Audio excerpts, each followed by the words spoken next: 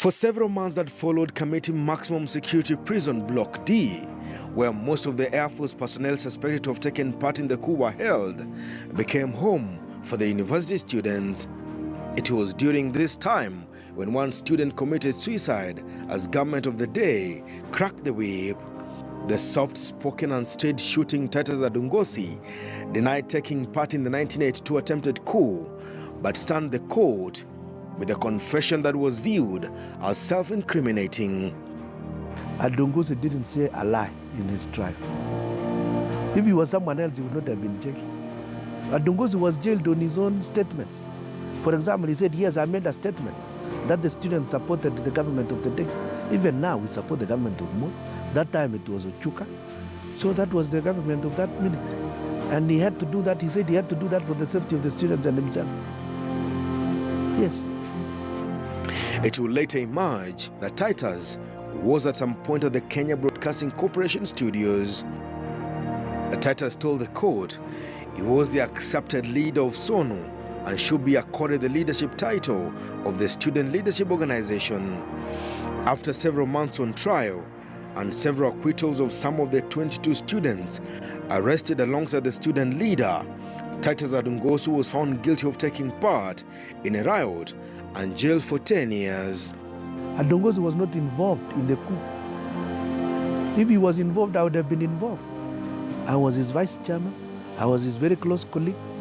There were times we would differ with the rest of the students because of certain reasons. At one time, they asked me to quit the vice chairmanship. 82 coup. Hapo ndipo tulijua maneno imeharibika. That was 82. Basi tukasikia ameenda kuteswa.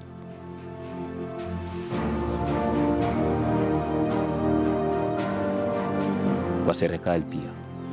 In army barracks in the city, several other soldiers captured by loyal forces to President Daniel Moi were being subjected to a court-martial. Many were condemned and hard and sentenced for up to 20 years behind bars. Some were not lucky. They were hurriedly tried and hanged at Committee Maximum Security Prison. The number of those hanged remains unclear to date. There was a lot of connection between university students and the Air Force. So the Air Force fellows, when they started being shot, then they were overpowered. The only natural place to run to was the hostels. They came to our rooms. We gave them our personal clothes. We collected their uniforms and their guns, and we put them on top of the roof. So when the GSU later on came, they found the uniform and they found the guns. Now they thought the students had been given guns. No, we were not given guns. We cannot handle guns. We don't even know. But what had happened was that you could not see your colleague being shot dead there, and then you refused to give him clothes. So we gave them civilian clothes and shoes, and they left. He was the only student leader who had President Moi's colored portrait in his room, portrayed very prominently. The point that Adungosi was saying was that there was no conflict between the students and the leadership of the country, but that our debate was more on ideas than as to the persons. But before the law is leaning towards the president of the day did not count. 1 year after being sent to jail, Titus was back in court. The third-year student, now out of school for 1 year, had appealed against the 10-year jail term. The court dismissed the appeal. Titus was back at Committee Maximum Security Prison to serve his 10 years behind bars. I only went to see him once, but I was most scared. Yeah. By this time, Titus had served almost his 10-year sentence in prison. A few months before his release, Titus was moved from Committee Maximum Security Prison to Naivasha. His family says he was upbeat when they saw him. Nikaenda, nikamkuta yeye kwa gorofa. Yani ile jela ya juu, miaka 5 juu. Nikaenda, nikazungumza naye kwa jela. Alikuwa na afya nzuri. Tena amenenepa mzuri sana. Nikaona naonana na OCS ya Naivasha, akaniambia mimi ili karibuni nitarudi nyumbani, lakini nikirudi nyumbani sitakaa kwa boma, nitarudi Nairobi kufanya kazi ya siasa. Watu wa nyumbani wako wazuri, walilazimisha sisi kuzungumza Kiswahili na Kizungu, lakini yeye kulingana na vile ako kwa jela alisema tuzungumze Kiteso yetu. Hakuna jela ingine kuliko hii. Tukaanza kuzungumza, askari ndio huyu, mimi ndio huyu, yeye iko kwa kioo kidogo. Lakini maneno yake mimi nasikia vizuri, sura yake mimi naona, na hapo kwa jela picha yake ndio ilikuwa kubwa kuliko ingine. Alafu huyo OCS akaniambia mtu yako anakula mzuri, mtu yako analala mzuri, hakuna kazi. A few weeks before his release, the family says they received news of his demise. Titus had died under circumstances that have remained shrouded in mystery for more than 20 years later. Kaingia hapo, OCS akasema mtu yenyu iko Nairobi, lakini naonekana kamiti. Alisema naonekana yule tu nilikuwa naye. Basi sasa nikauliza OCS, hata mbuzi mimi mwenyewe, hata mbuzi iko na kamba yake na kigingi mahali wanafunga. Hakuna kitu yoyote yeye alikuwa naye hapa. Ati yeye alisema wakati ati yeye anaenda kutengeneza magita afanye nini muziki yake. Sasa muziki hatujui ilikuwa muziki aina gani. Ferried home 300 kilometers from the city he died in, Titus was laid to rest in a corner at the homestead where he had grown up. His nephew, a few years older at the time, says there were more policemen than mourners. Maskari walikuwa wamejaa kila mahali, hata kuona tu mwili walikataza. Ilikuwa karibu saa 5 hivi, mazishi ishafanyika, washazika haraka tu na kuambia kila mtu atoke hapo. Mazishi ilikuwa mbaya kwa sababu hata kutoa padiri ilikuwa ngumu. It will later emerge that Adungosi's death was kept as a closely guarded secret by prison authorities for close to 40 days after he was reported dead. Na kutambua huwezi tambua kwa sababu alimaliza karibu mwezi mmoja. Lakini vile sasa sisi kwa kitamaduni, wakati unaingia kwa gari unasema Titus wewe iko wapi? Titus wewe iko wapi?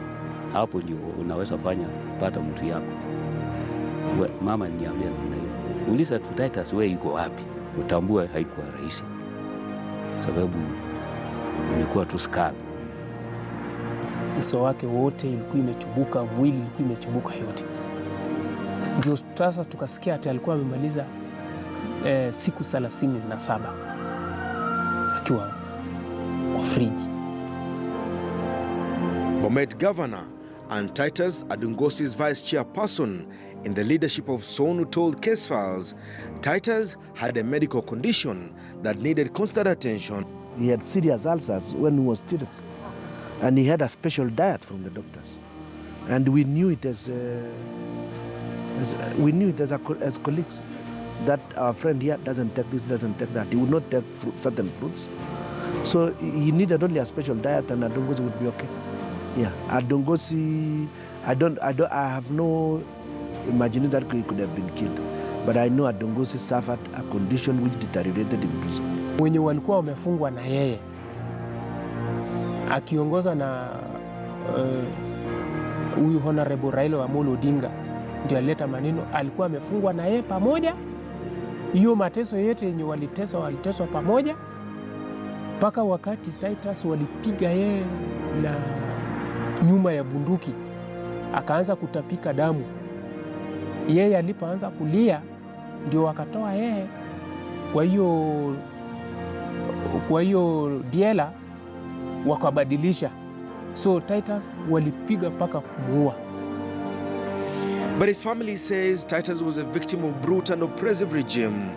They insist the student leader was tortured and denied medical attention while in detention. Titus alikuwa na afya nzuri,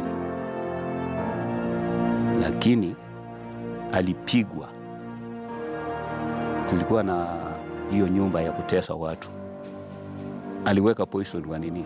Waliweka poison kwa chakula.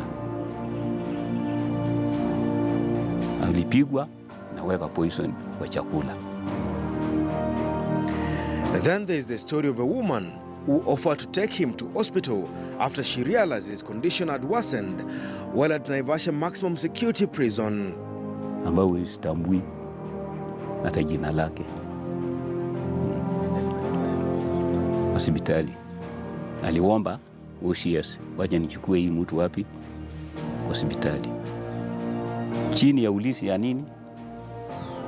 Ya askari. It is not clear where the prison officer took Tito for treatment or exactly was ailing the student leader when she asked to have him taken for medical treatment. Just like the others arrested for taking part in rows during the failed attempted coup, Adungosi was shunned by the system. But Titus Adungosi, although never had a chance to become a politician, let alone stay in the city, he died in a mysterious death at the time the government was struggling to steady the ship of a cowed nation. 34 years later, the family of Titus Adungosi have not moved on. They still insist their kin was a God-fearing, straightforward son and father. And Adungosi didn't tell a lie, yes. But he was never involved in the coup. He was jailed simply for saying he did what others did. I want to tell you that I know of other leaders. I know of other leaders even now who did worse than Adungosi on that day. Some went to loot motorbikes. His grave a constant reminder of a young boy who showed up barefoot at a local secondary school to study and later become one of the biggest names in the country's struggle for a democratic and progressive society. The exact cause of Titus Adungosi's death has never been explained to his family. Decades later, for the third-year student, his was a short stint at the helm of the student leadership of Nairobi University. Case files, Titus Adungosi is still a case open. Denson Sarigo for Case Files.